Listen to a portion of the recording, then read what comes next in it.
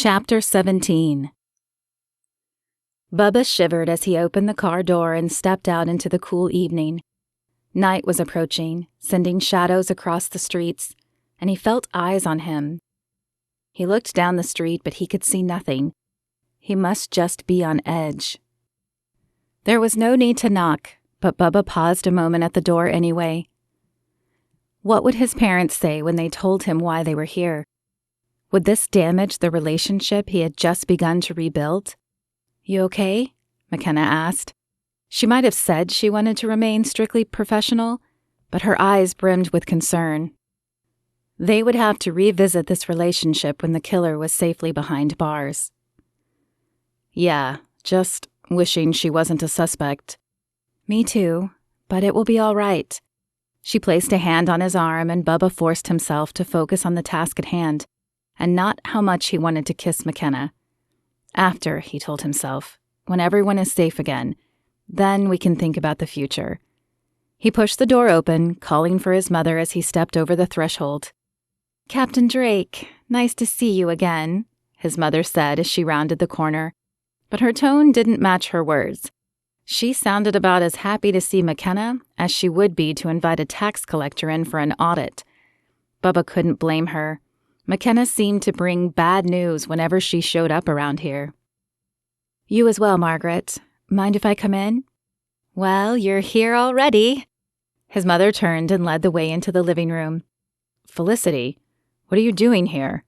Bubba asked as he rounded the corner and saw his sister curled up on the couch. "She's been here all day," his mother said as she reached down to touch Felicity's head. "She called a little after you left this morning. She's running a fever and needed someone to take care of her, so I brought her here." "Why?" "We were actually looking for Felicity," Makenna said. "We need to ask her a few questions." His mother crossed her arms and her mouth pulled into a tight line. She moved as if to shield Felicity. "Don't tell me you think Felicity is the arsonist now." Oh no, this was going downhill quickly. He could see the mama bear instincts taking over, and he needed to pacify her if they had any hope of getting their questions answered. "There's some information that needs clarifying, Mom." "I'll answer their questions," Felicity said, struggling to sit up a bit. Bubba scanned her for any sign of a cut, but he could see nothing. He shot Makenna a look, hoping she would notice the same. "You don't have to," his mother said. "I'm sure Captain Drake knows you have the right to an attorney." "I'm fine, Mom." Felicity placed a hand on their mother's arm, which seemed to quell her intensity, for the moment at least. Bubba nodded to Makenna. It was now or never. Makenna cleared her throat, obviously nervous having to ask these questions in front of their mother. "Felicity, we spoke to Roger earlier, and he said you changed in the last month. Grew more negative and began talking about helping the people who came into the office. Can you tell me why the sudden change?" Felicity took a deep breath and let it out slowly. "A month ago, I got a call from a doctor in Richmond. I guess my biological mother ended up there a few years ago. I hadn't heard anything from her since Child Protective Services pulled me from her house so long ago, but I guess they found her unconscious on a park bench. She never woke up, and this doctor was calling to tell me that she passed away. So yeah, things changed for me a month ago. I had a lot of memories dredged up." "Why didn't you tell us?" his mother asked as she sat on the edge of the couch next to Felicity. "I didn't want to bother anybody with it. You all have been so good to me, but when the memories came flooding back, I just felt like I needed to help the people I saw every day. I mean, they come in once a week, and it doesn't seem as if Dr. Bloom is doing anything for them.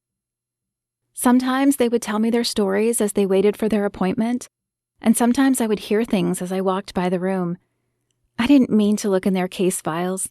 I just thought maybe I could help them if I knew more about their issues, if they had backgrounds like mine." "Felicity, I have to ask, where were you last night?"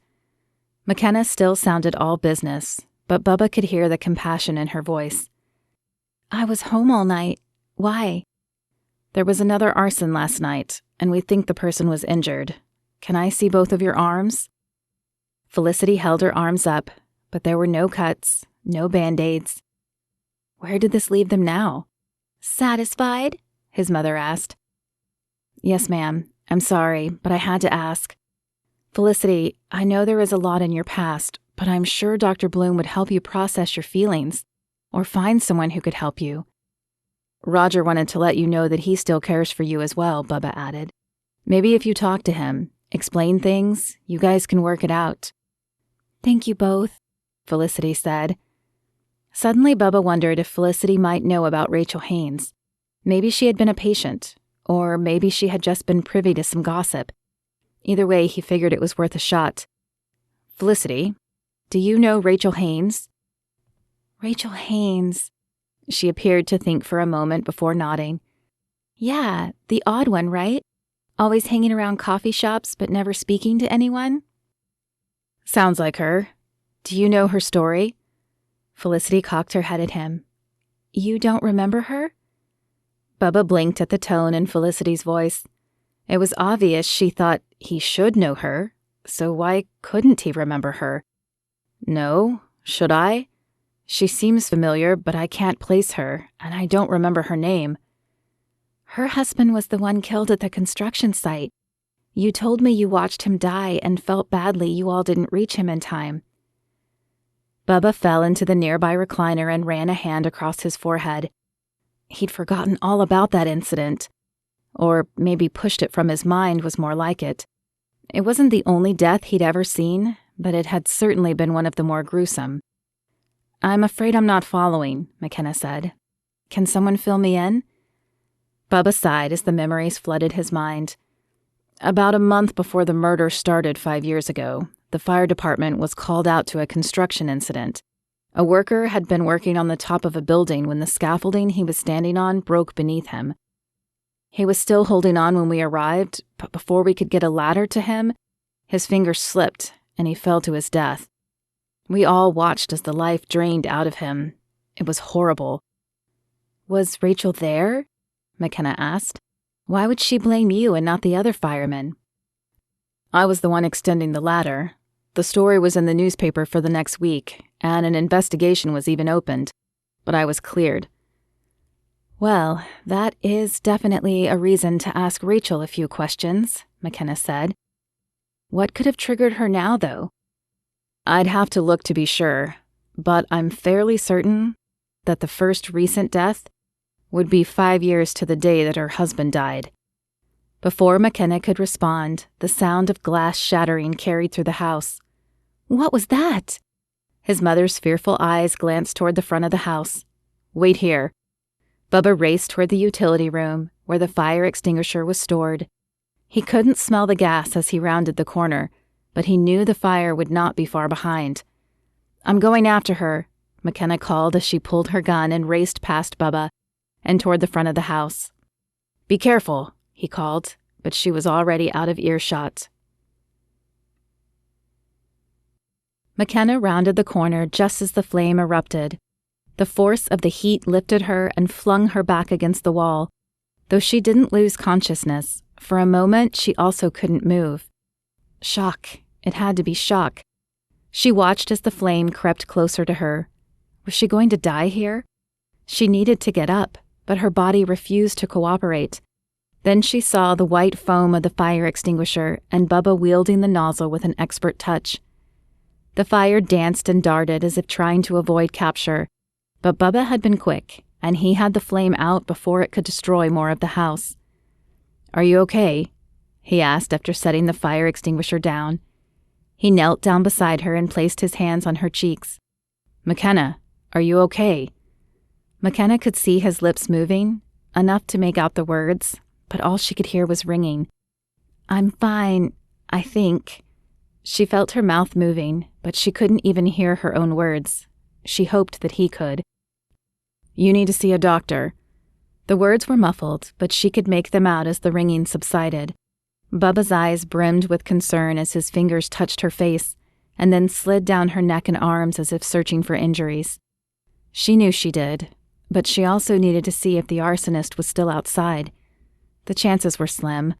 Makenna had probably missed her window, but she had to be sure. Not until I see if she's still here. Bubba shook his head and his hands returned to her face. He held her gingerly, and Makenna warmed at the look in his eyes.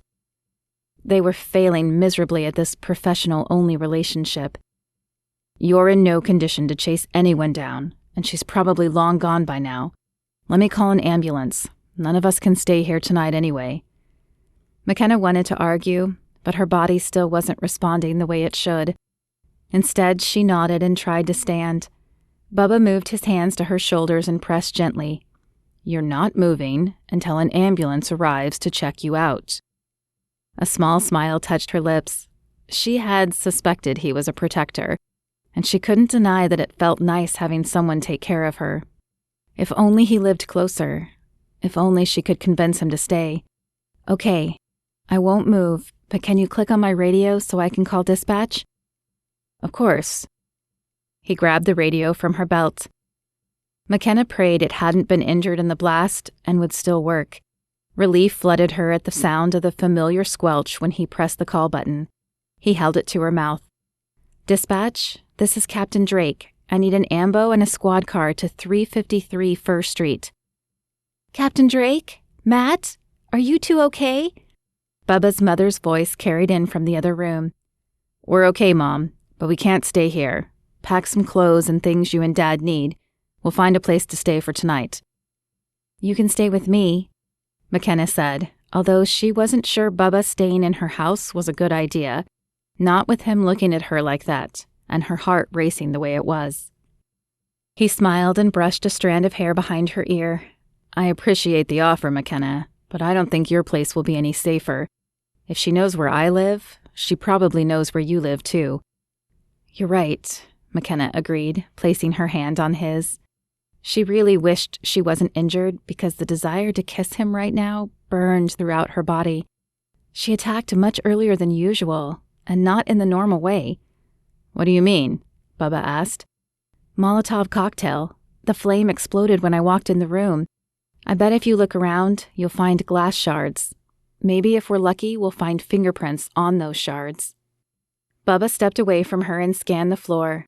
A moment later, he leaned over, and using the hem of his shirt, he picked something up from the floor. Looks like you're right. Makenna marveled at how careful he was with the evidence. He had good instincts. She wondered if she could convince him to cross into police work and stay here with her. Tad and Kelsey should be here soon. We'll let them deal with the evidence, but we have to figure out somewhere to go. You're going to the hospital to get checked out. Maybe we can get some hotel rooms after that. The front door opened then, and Tad and Kelsey burst in. Captain, are you okay? I think I'm just shaken up, Tad, but I need to get looked at. Did you see her outside? The arsonist? Tad shook his head. No, there was no one out there. Makenna nodded. I figured. We'll find her another way. She used a Molotov cocktail this time. Bubba found one glass shard, but I'm sure there are more. You and Kelsey see what you can find while I'm getting checked out. Of course, Captain. And then what? Kelsey asked. Then we need to find a place to stay. No one can stay here, and I don't trust my place or Felicity's. I have room at my place, Kelsey offered. Bubba shook his head. Kelsey, we couldn't impose. Yes, you can. I insist. I'll take you and your family to my house while Captain Drake gets looked at. Makenna exchanged a glance with Bubba. It wasn't her first choice, but right now their options were limited. No, you can take my family, but I'm going with Makenna. Tad and Kelsey exchanged a glance, but before they could say anything, the EMTs entered and began strapping Makenna to the board. As they loaded her in the ambulance, she prayed that her injuries weren't serious enough to keep her off the case.